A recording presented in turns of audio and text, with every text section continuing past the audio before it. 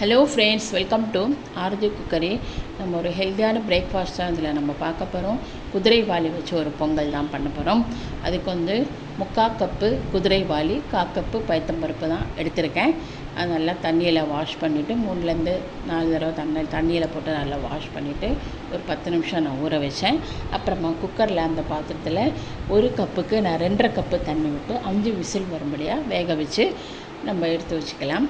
அப்புறமா அதுக்குள்ளே இந்த கடாயில் ஒரு 2லேருந்து 3 ஸ்பூன் நெய் விட்டுட்டு நல்லா வெந்துடுத்து பாருங்க.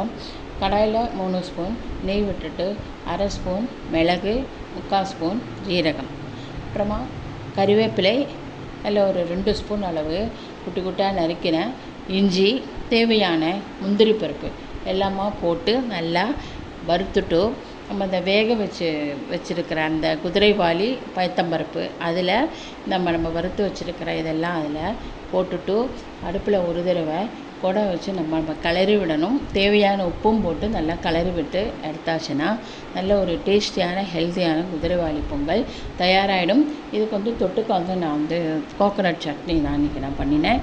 நல்லா எப்போவுமே ராத்திரி நம்ம சீக்கிரமாக நம்ம சாப்பிட்டுட்டு படுத்துட்டுருவோம். காலம்பரை ரொம்ப லாங் டைம் ஆகிடும் ராத்திரி ஃபுல்லாக சாப்பிடாம. அப்புறம் காலம்பரை நம்ம பிரேக்ஃபாஸ்ட் ஒரு ஹெல்த்தியான பிரேக்ஃபாஸ்ட் எடுத்துக்கணும். நமக்கு அதுக்கு பொங்கல் பெஸ்ட்டு. இந்த வீடியோ உங்களுக்கு பிடிச்சிருக்குன்னு நம்புகிறேன்.